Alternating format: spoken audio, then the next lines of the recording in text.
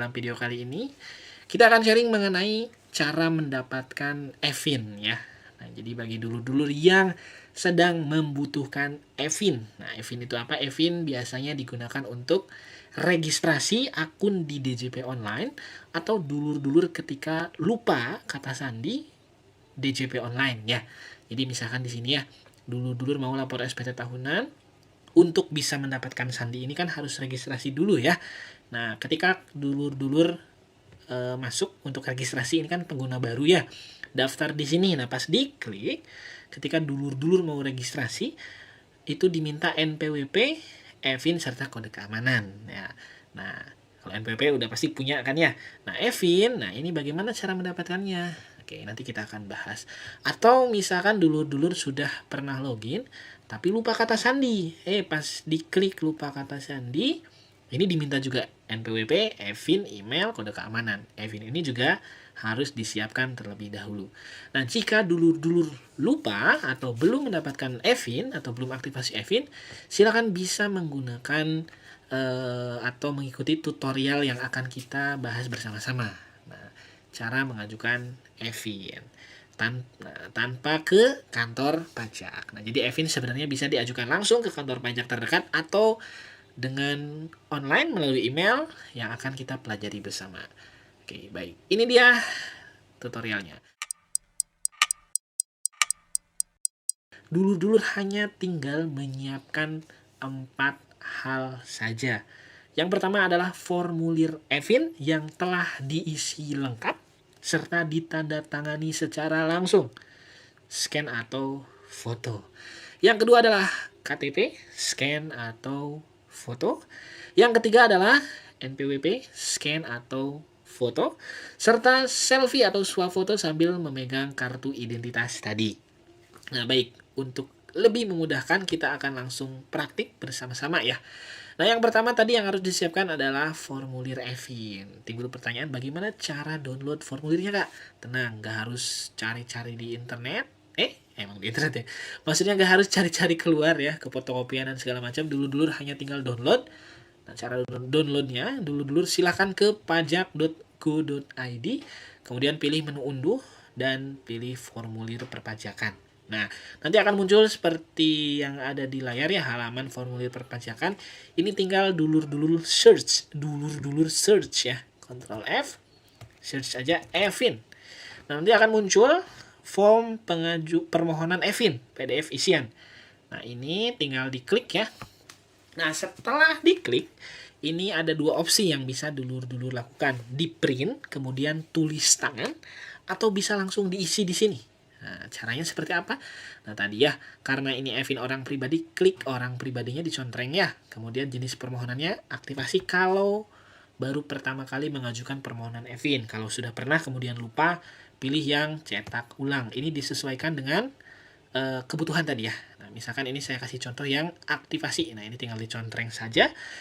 Kemudian silakan diisi NPWP-nya dulur-dulur semuanya. Ini misalkan saja ya.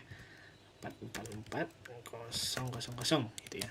Kemudian nama dulur-dulurnya. Kemudian tempat lahir dulur-dulur, di mana tempat lahirnya. Ini disesuaikan ya dengan data yang ada di identitas. Warga negaranya misal Indonesia, kemudian nick-nya juga diisi.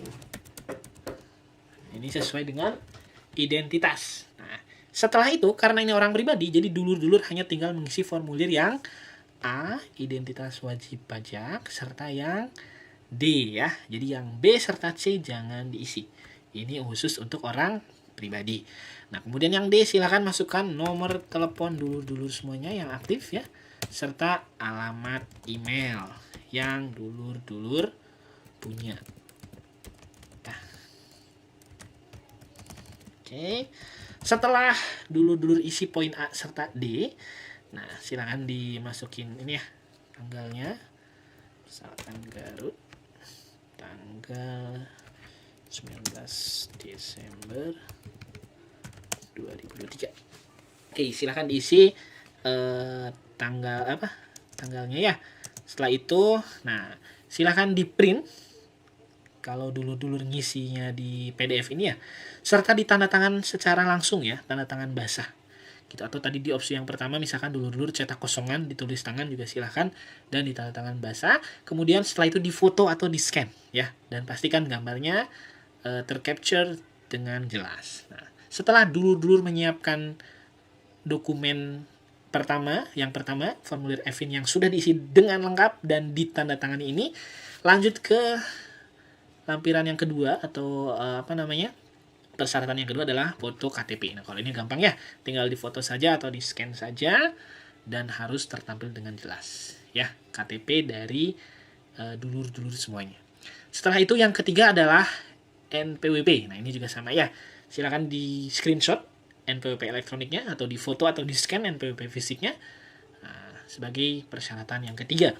Dan selanjutnya persyaratan yang keempat ini swafoto atau selfie ya, sambil memegang kartu identitas. Ini saya cari di Google contoh-contohnya ya.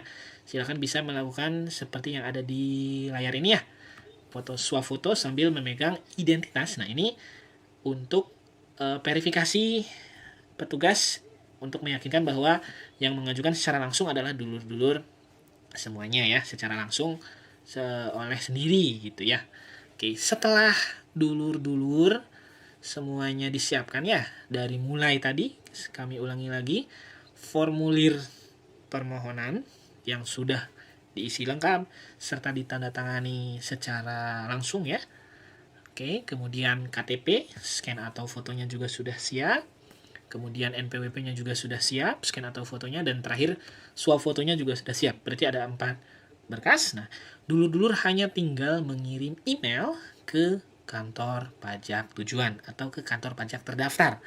Nah, tinggal kirim email ya di Gmail atau di Yahoo atau di mana ya yang dulur-dulur punya.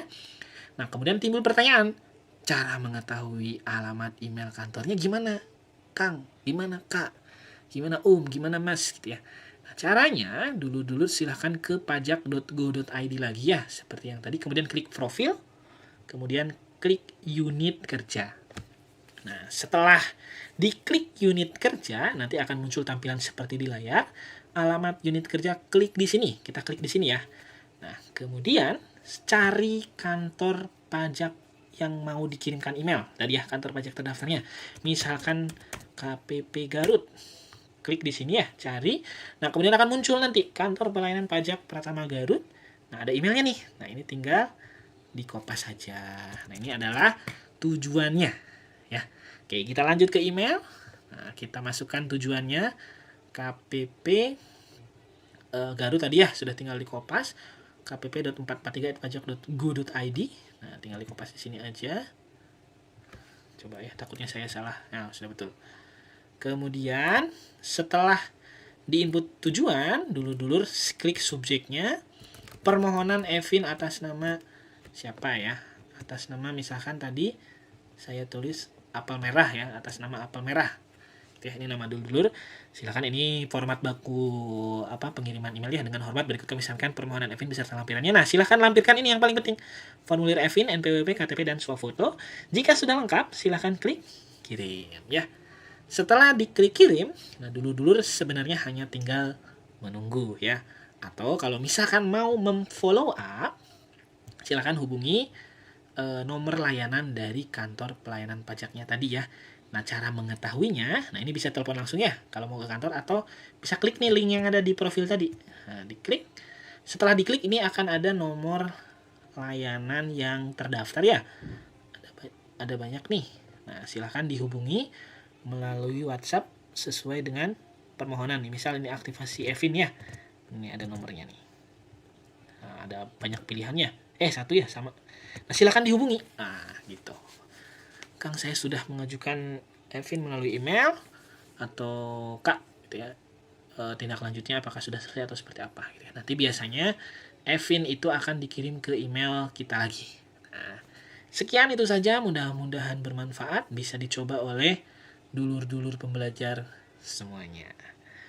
Oke, itu saja. Terima kasih. Assalamualaikum warahmatullahi wabarakatuh.